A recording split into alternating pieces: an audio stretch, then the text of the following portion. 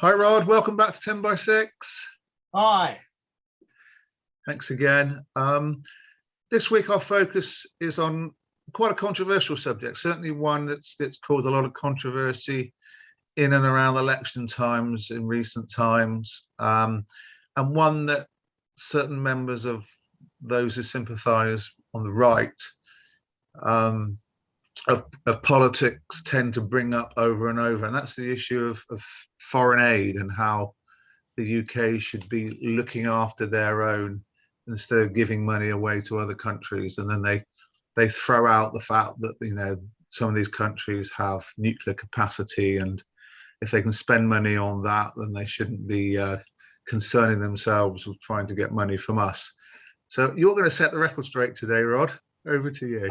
I'll do my best. So I call this presentation The Illusion of Aid. Now, I should stress I'm not talking about voluntary organisations and NGOs and so on, which also attempt to do aid. This is a focus very specifically on government aid, primarily the American and British governments, but actually the logic also applies to many other governments. So I came across a great quote by the former US Secretary of State. His name was John Foster Dulles. This was back in 1956. And he said, "Our so-called foreign aid program, which is not really foreign aid because it isn't aid to foreigners, but aid to us, is an indispensable factor in carrying out our foreign policy." And that probably sums up what we're going to discuss today, as well as any other quote that I've been given. So if we just sort of look at what the situation has been over the last 50 years. So in that period, advanced nations or rich nations have given approximately $2 trillion worth of aid to poor countries. And so if you sort of work that out each year, in the latest data I have is from 2019, the amount given was approximately $150 billion. Now, this initially sounds like a lot, but firstly, if you think about what countries spend on weapons, the current figure is approximately $1.8 trillion, so about 12 times as much. And a country like America particularly spends 25 times as much on weapons as it does on aid. But perhaps even more relevant is the fact that when you add up everything that goes to poor countries and everything that rich countries take from poor countries and calculate what the sort of net effect is, the result is that £2 trillion is transferred from poor countries to rich every year. So in fact, the total amount of aid is a drop in the ocean, and it doesn't come close to balancing out the amount of wealth that rich countries actually extract from poor countries every year. And then the other point that we'll get to later on in this presentation is that very little of the aid that is actually given ends up being spent on development or being spent on the poorest people. So if we go back to 1970, many advanced nations agreed that they would pay a certain amount of money each year to poor countries. The amount they agreed upon was 0.7% of their what's called GDP. That's the total amount that they produce each year. And they would give that as aid.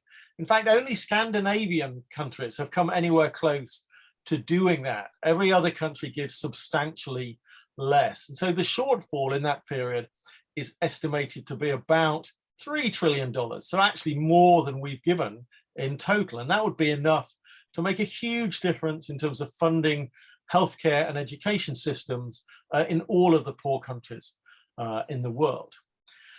But what's more important is to look at the true purposes of our aid policy. And so there's 3 or 4 real purposes.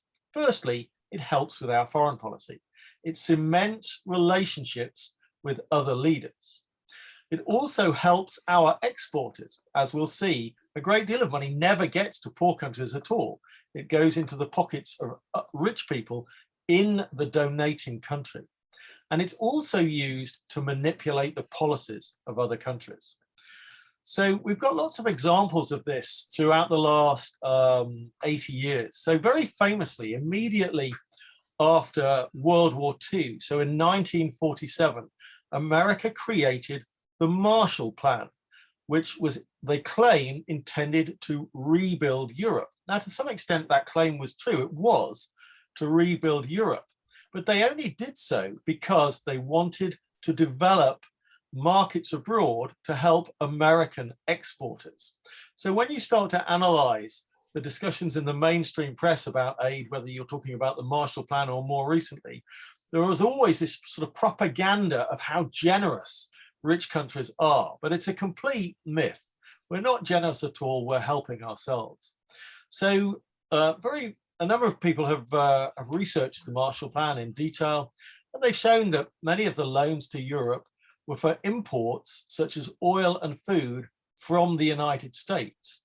Now, this had detrimental consequences for other countries that were exporting to Europe. So, for example, Argentina was very strong in the international grain trade prior to the Marshall Plan. Once the Marshall Plan was introduced, Argentina's grain exports decreased by about 2/3. So America became the dominant exporter of grains. So this is like a sort of an early version of something that we'll talk about later on, which is about making other countries buyers of American exports. Now, the Marshall Plan also had a second purpose, and that was to support anti-communism. So you have to remember that at the end of the Second World War, the Russians formed what was called the USSR, the Soviet Union, and these were communist countries, and America and European countries were afraid that communism would become more widespread in Europe, and that was happening to some extent. And so America worked with European governments to suppress communist activity. So I often talk about the term phantom aid, which means aid that in the past wouldn't have been called aid at all. So in fact, the definitions have been changed so that now we include things as aid that were not counted before. So for example, in the past, writing off a debt was not counted as aid, whereas now if we write off a debt, then that is counted as aid. And a number of researchers have pointed out that America has what's called a destroy and rebuild aid strategy. So they will invade a country, so it could be Iraq, it could be Afghanistan, they'll destroy huge swathes of it, and then when they spend some money rebuilding parts of it, they will call that aid. And then a significant chunk of aid is what's called technical assistance. So this is money spent on very well-paid consultants, always from rich nations, where they are advising poor countries on what to do. So again, that's a significant proportion of aid, which does not end up in the pockets of the poorest people. It doesn't help the poorest people. And then another big chunk of aid is what's called military aid. So it's estimated approximately 1/3 of aid is for what's labeled security. So this means selling weapons and providing military training. Well, the weapons come from us. It's British companies and it's American companies. So that military aid, the money goes often directly into the pockets of executives and then shareholders of the weapons companies. And we're providing these weapons often to brutal dictatorships. So the money is not benefiting the population at all. In fact, the weapons are being used often to repress the populations, and the military training often goes not just to the military, but also to quite extremely brutal police forces who then use the techniques that they've been taught against their population. And so various people have analyzed what proportion of American aid particularly goes to different countries and different types of countries. And it's found that most American aid goes to brutal torturers. So a few years ago, Colombia had really brutal policies against significant proportions of its population, and America was giving a large amount of aid to Colombia. So America and also Britain are helping repressive regimes who will then structure their economies in a way that allows Britain and America and other rich countries to exploit their resources and so on. Now, aid is also used to strengthen commercial and political links with leaders overseas. and it's used to encourage other trade. And there was a very famous example in the UK about 30 years ago. So in 1991, there was a big scandal that got into the national press, and it was called the Pergau Dam scandal. So this was a very big dam built in Malaysia, and the UK provided aid to help build the dam. Many experts at the time said the dam was completely unnecessary, but in fact, the aid to build the dam was a bribe to encourage the Malaysian leadership to buy British weapons, which did actually happen. And of course, the work on building the dam was mostly carried out by British construction companies. So again, ultimately, the people of Malaysia benefited very little. So ultimately, the main beneficiaries of aid are consultants and companies from rich countries and corrupt decision makers in poor countries. Now, there's a specific type of aid which is worth looking at very briefly, and that's called food aid. So some of you will be familiar with the film Black Hawk Down, which was about an uprising in Somalia where American soldiers got killed. The events happened in 1993. Well, in 1992, American relief agencies were providing food to Somalia. Sorry, were providing funding to Somalia, but a condition of the funding was they had to buy food from American exporters. What happens is that local farmers cannot compete with the imported food from America, so they're put out of business. But then in the long term, in the future, local people become dependent on US food. The country is no longer capable of growing the food it needs to grow to make itself self-sufficient in food, so it cannot provide for the population.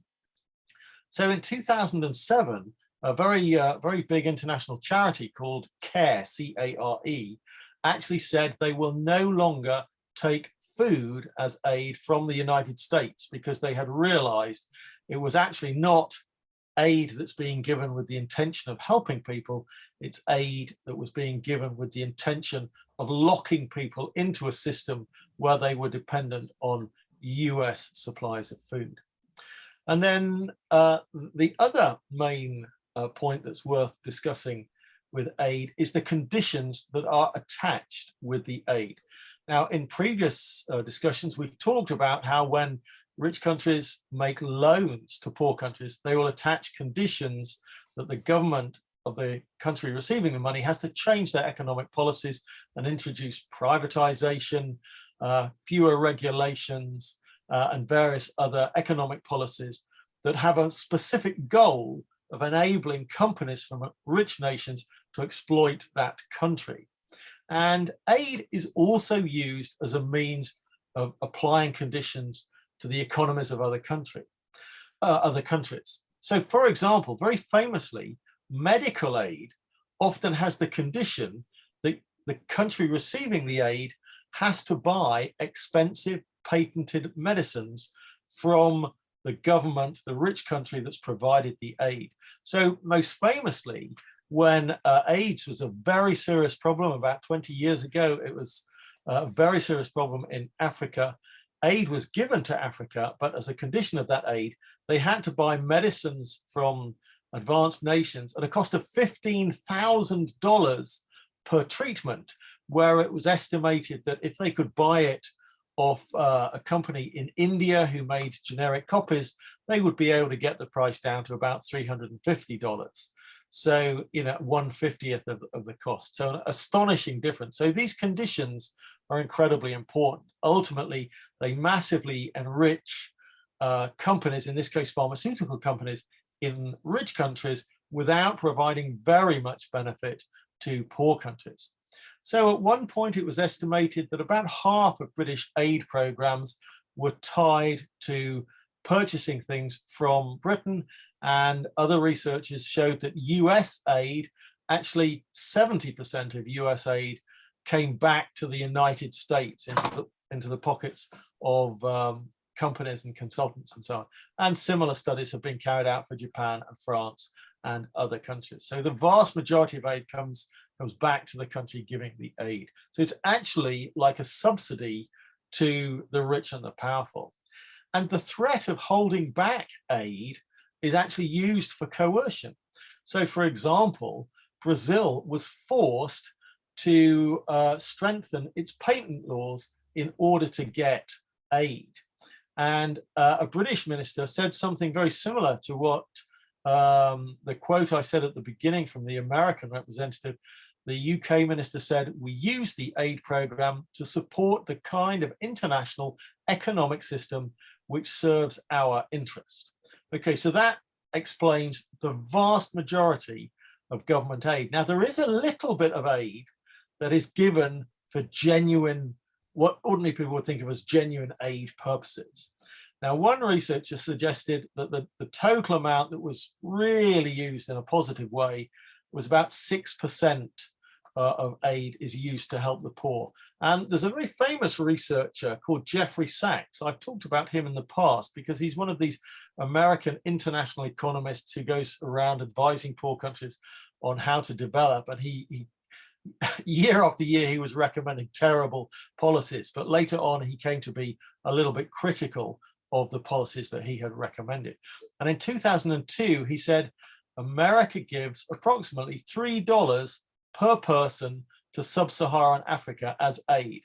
However, once you eliminate all of the aid that doesn't really benefit poor people, the total remaining is only 6 US cents per person. So that's 2% of American aid actually being used for positive purposes.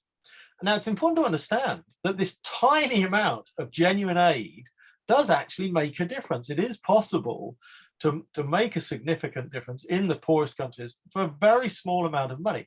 So if you look at something like deworming drugs or rehydration tablets, they're incredibly cheap and they can make a big difference to the health of local people. But what's interesting is that whenever anyone asks politicians about their aid programs, they point to these very small examples of very effective aid and say, hey, look, aren't we wonderful? We're helping poor people with this aid. So these examples actually give propaganda cover for all of the rest of the aid that really is intended to enrich the rich and the powerful. And then somebody else has done some more research looking at which countries actually receive the aid in the first place. And the poorest countries only receive a quarter of all the aid in the first place, when in fact they should be receiving nearly all of it. And so most aid is going to countries that are not that poor, that you might call them middle income countries and so on, that don't really need the aid, but they can buy our weapons and they can employ our consultants and so on. So the whole system is rigged in multiple ways. Now, the mainstream media always assume without question that government aid is intended to benefit the poor. That I've never seen a mainstream journalist challenging the purpose of aid. Now, occasionally, mainstream writers will write a book that asks questions along the lines of, look, we've given $2 trillion, but it doesn't seem to have achieved very much. Why is that? And they'll look at all sorts of issues about corruption, about the money not being well spent, and about controls on the system and so on. But actually, they never engage with the real issues that the aid is not intended to benefit the poor at all. So the aid system provides a sort of propaganda cover, a sort of a way to whitewash the reality that actually the whole economic system is structured in a way where we in rich countries are basically stealing from poor countries.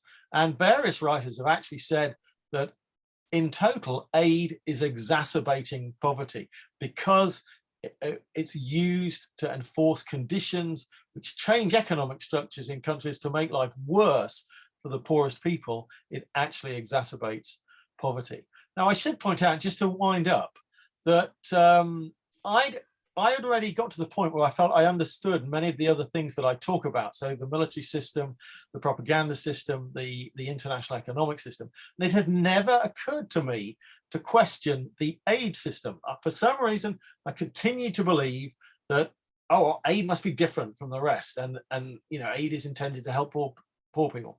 And I had this kind of slapping my forehead moment when I actually read a critical writer say, no, the reality is aid is not intended to benefit poor people.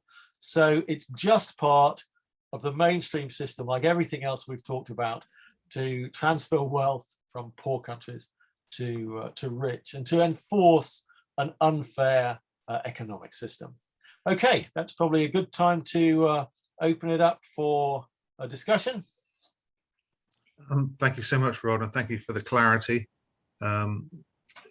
Yet again, I find myself thinking this almost needs to be, viewed in every home, certainly across the Western Hemisphere, but it just needs to be viewed in every home, and people need to approach it with an open mind instead of the way in which they've been conditioned and propagandized for so long.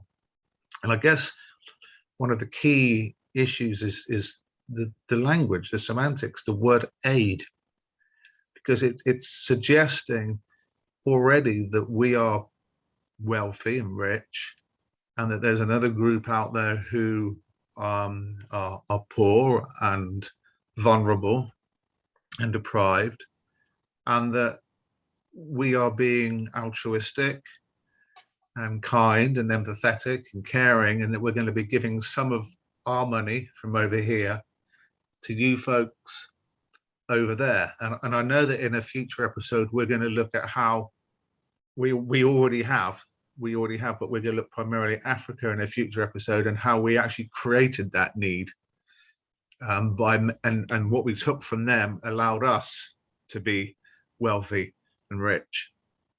Absolutely. So the jigsaw comes together, doesn't it, Rod?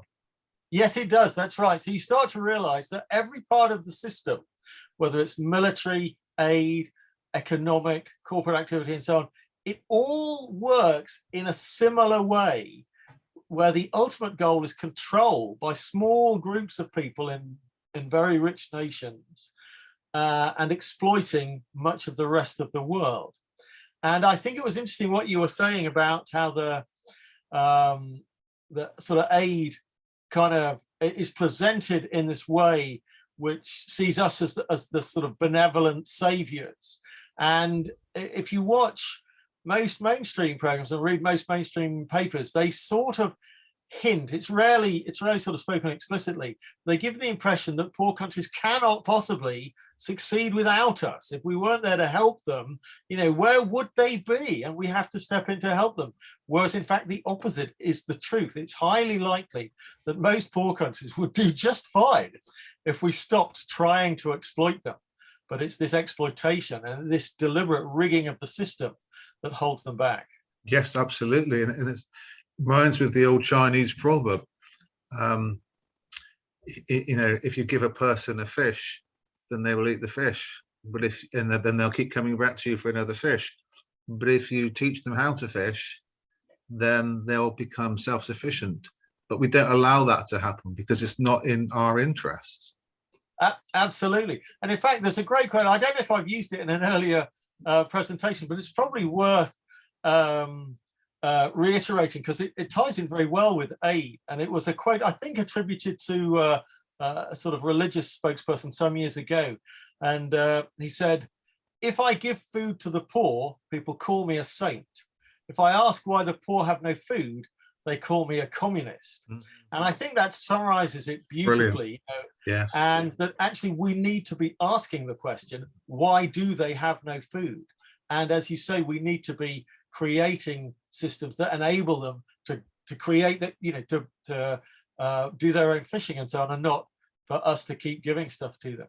And so this is something interesting. Can I just make a point? I don't write about non-government organizations giving aid. I think there's lots and lots of very well-intentioned do-gooders in the non-government aid system, but I don't think they work very effectively.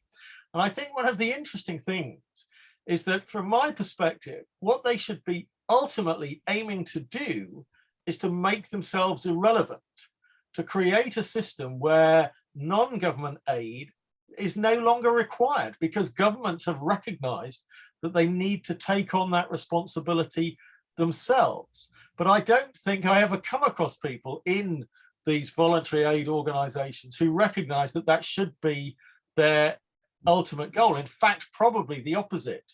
I think when they become senior in these organizations, they see their main goal as continuing with the existence of their organization and getting more and more funding for their organization, and so on. And so it's a slightly weird kind of system. And I deliberately don't write about it because I don't want to upset too many people. But I think we do have to kind of ask questions about every aspect of the system. Yes, yeah. And in terms of the non-government organizations, I think for them to be really effective, they would have to break the law. But that's another discussion. In terms of the phrase do-gooders, and I know you weren't using it in this context, but it's interesting whenever I come across those who are very critical and they use the term, do-gooders on social media, I basically spin it back to them and say, are you then therefore advocating do-badders? And not in one case have I ever heard anything back from them. So it's interesting. If you start playing around with the language and asking questions, then you can have an impact. One of the main things I sort of picked up on was how anti-capitalist this strategy is. This creating dependency goes completely against this idea of the neoliberal free markets, because the criticism always is that socialism creates dependency, and therefore the individual is constantly beholden to other people who will provide for their needs. And yet this seems to be exactly what's happening with, as you mentioned, with the foreign aid, but not only with foreign aid, with whole plethora of strategies that are imposed by Western civilizations through colonialism. Yeah, so that's quite a complex sort of multi-layered point. So yes. one of the things we've talked about in the past is how actually we don't really have free markets, and we don't have a form of capitalism that's anywhere close to what most people think we have. What we have is crony capitalism with very, very powerful relationships with the government and big business, and the government gives massive subsidies to big business. And this kind of aid strategy is part of that system of subsidies to enrich the rich and the powerful using taxpayer funds and so on. But you're absolutely right. There are many aspects to the system, and aid is one of them, which is completely inconsistent with any of the theories that people who claim to believe in capitalism or free markets actually put forward.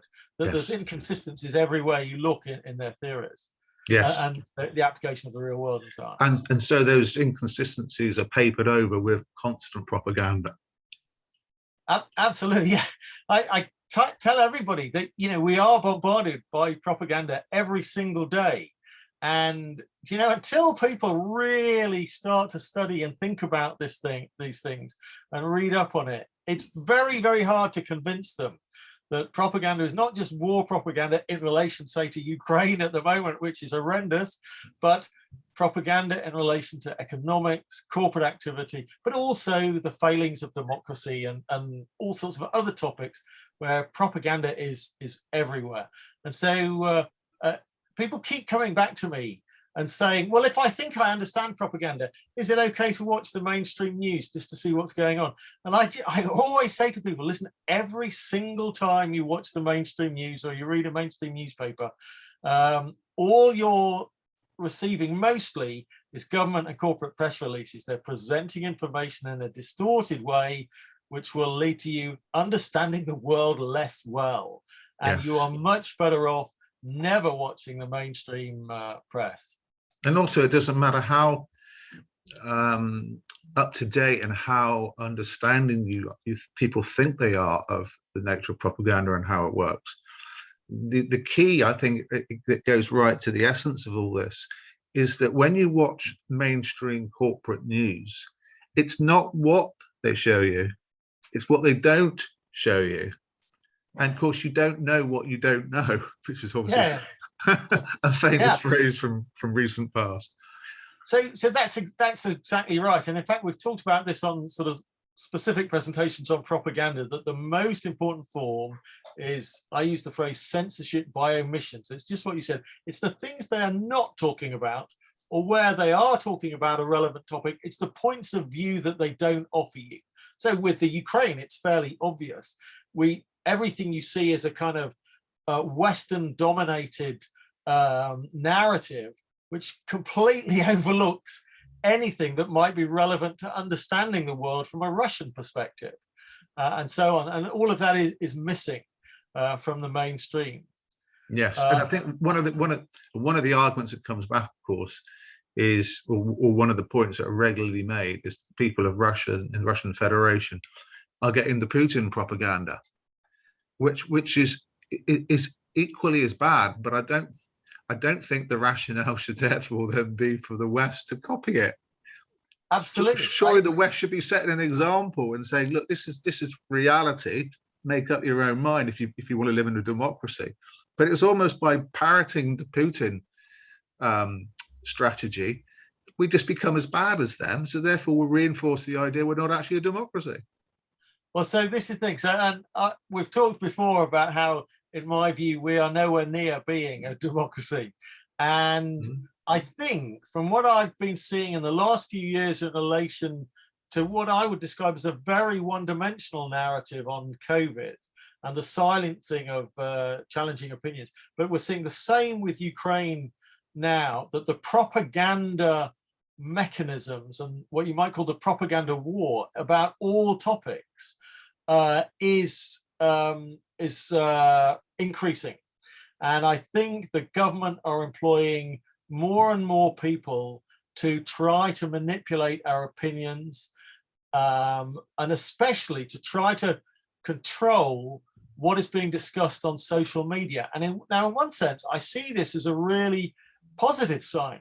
The government has recognized that if it doesn't try to take control of the narrative on social media, because particularly among young people, there's fewer and fewer of them watching the mainstream news and reading mainstream newspapers. They are going online, they're going to social media. And so they are getting different points of view. So on Ukraine, there's a video that was put up by an insider in sort of the US advisory circles, a guy called John Mearsheimer. And he said in 2014, Ukraine is America's fault. And he's done this great talk that's now being seen by over 10 million people. And so I think the fact that the British and American governments are afraid that their populations can find honest discussion and honest information on the internet, to me, that's a positive sign. But whether or not our governments will ultimately be able to take complete control of the narrative and therefore shut down honest debate, we will have to wait and see. And I think to finish off as well, bringing it back to aid, I think that our viewers should be very keen to take on board everything that you've said, and then to look at how the West responds to Ukraine later on in terms of giving aid, and how it responds to Russia, for example, and take on board everything, because I think what we are seeing at the moment is a reticence by some countries to actually punish Russia too much, knowing that down the line they are heavily dependent upon them in terms of economic trade. And I think a lot of it is just being lip service. But obviously the destroy and rebuild program in Ukraine, I think, even though the argument is that it's being done by the Russian Federation, will be very interesting too, in terms of the American corporations and the international corporations that go into Ukraine to help rebuild it, but in the form that the West prefers. Yes, it'll be very interesting to see how that develops. And in fact, the thing about the rebuild strategy, we've actually seen in recent months in relation to Afghanistan, when the Americans did their withdrawal, how much of what America was spending in Afghanistan was going to American contractors, some of whom were sort of rebuilding throughout the period. And so after each American invasion of a different country, if you look at the data on where America spends its aid, you can see this massive increase that the aid goes to the country that they've just destroyed. So massively it went to Iraq for a few years, massively it went to Afghanistan, and so on and so on. So I think you're correct that we will see the same thing happen in Ukraine at some point in the future. But that does slightly depend on the outcome of what goes on in the next few months, I think. Of course, of course. Thank you so much, Rod. So enlightening yet again. Thank you for having me on again. And absolutely our pleasure. And I know next week we're going to be moving on to look at the nature of colonialism and how that's impacted dramatically, especially in Africa. Thank you so much. You take care. Yeah, bye-bye.